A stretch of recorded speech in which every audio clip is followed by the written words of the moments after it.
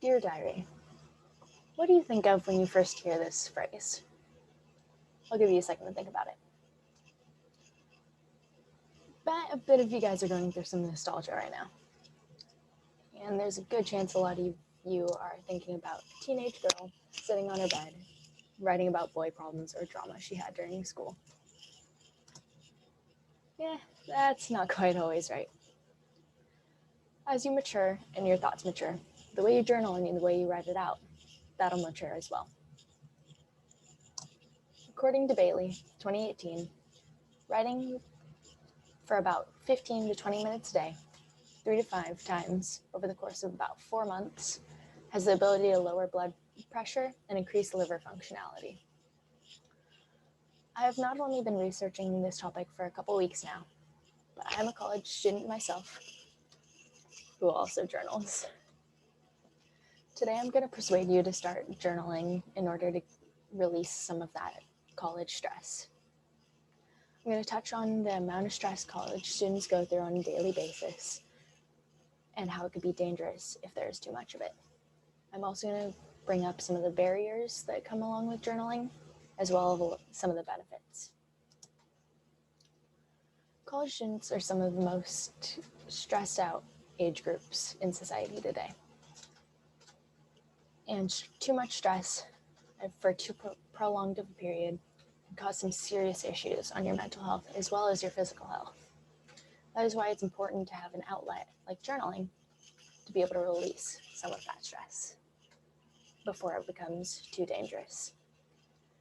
As everyone here being college students, I'm sure you understand the basic daily stresses we could go through. And recently during college campuses, these stresses seem to be getting a lot worse.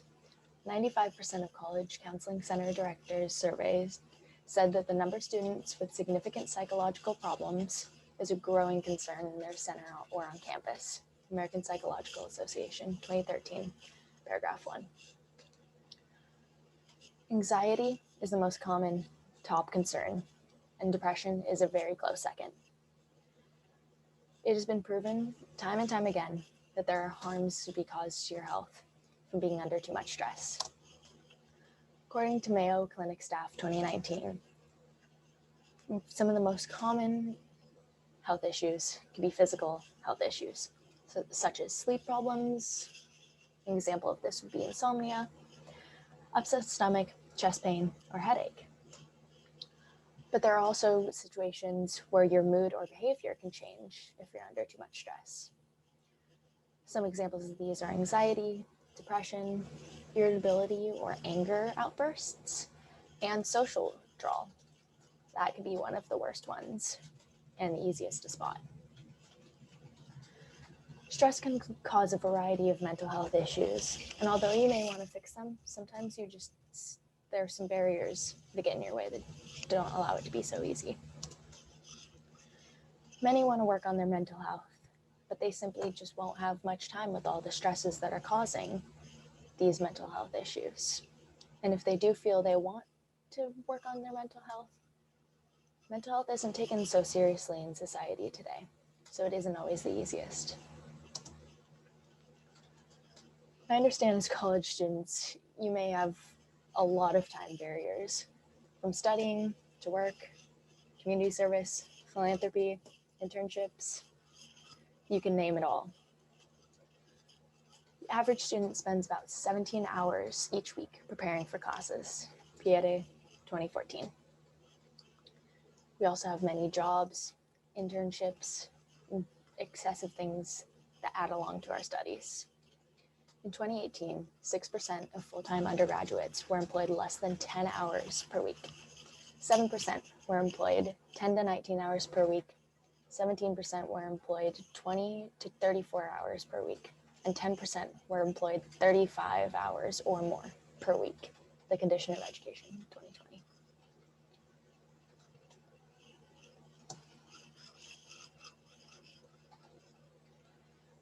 And some of America's most important values tend not to be mental health so much. They're most oftenly independence and equality. And since we don't follow focus on mental health so much, it can be extremely difficult to feel you could go and do something about your mental health. And a lot of it can be some fear. Many Americans still fear the stigma that comes with merely admitting they're sick. Kelly, 2009. Due to these constant fears of what people say or may think, oftentimes many people that have mental issues that could be easily fixed don't feel like they can fix them themselves or talk about it to go fix them. An effective way to channel some of the stress that are causing these issues and in turn help your mental health is to start up journaling. You may sit there and think, wow, I have all this stress, but how am I supposed to do it with all my busy schedule? The easiest solution to this is in fact journaling. And there are some misconceptions that may come along with journaling. One of these are that it's only for females. It's definitely not. As long as you have a pen, phone, anything you need, you can write down your thoughts and relieve some of that stress. And it doesn't have to be anything fancy. It could be something as simple as napkin or receipt, just as long as you're writing something down. And journaling is not meant just for writers, as many may think. It doesn't have to be poetic. Just jot down your thoughts, your aspirations, your goals, anything. Many also believe that you have to journal every single day, although you do not need that stress and that pressure to force you to journal every day. It is nice if you get a little bit of a routine going in order to release your thoughts each day, but you don't need to do it every day. Do whatever works with your schedule, whatever works for you. Although it is nice to vent, everyone can admit it, I can admit it myself. Do not limit your journaling just to releasing out negative feelings. If we limit our journaling to negative emotional outbursts, our journals could become a dark hole in which our emotions spiral downwards. Starfire, 2019. Journaling can be very easy and very therapeutic once you know the misconceptions and get away from the things that make it little things that you want to avoid. If you do learn to avoid these misconceptions and journal a way that fits you and your life and your schedule. Overall, journaling and expressive writing has been found to reduce symptoms of depression before an important event like an exam, Ackerman 2020. This is especially good for college students since we sure have enough exams causing us stress. And journaling also helps with symptoms of depression and anxiety, especially in high-risk adolescents, much like college-age students that we are right now.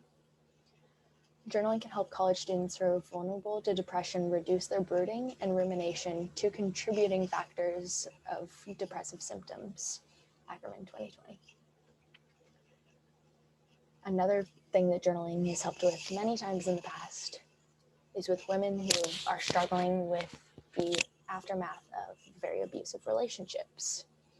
It allows them to write it out and start to deal with this bad part in their past. Now is the time that I suggest all of you to start up journaling. All it takes is 2 quarters and a trip to your nearest Target or Staples to grab a basic composition book. Although if you want to go a little bit fancier though, you could go for a leather-bound moleskin. But it does not have to be anything fancy at all. It could be as basic as a napkin or receipt, just basic receipt. Or it could even be some scratch paper you just find lying around your room.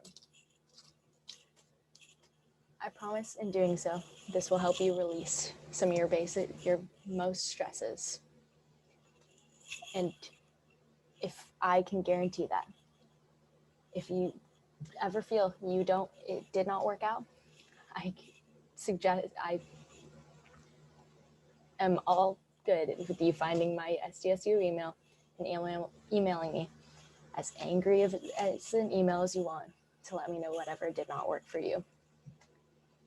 Today, I persuaded you into starting up journaling to release some of that typical college stress.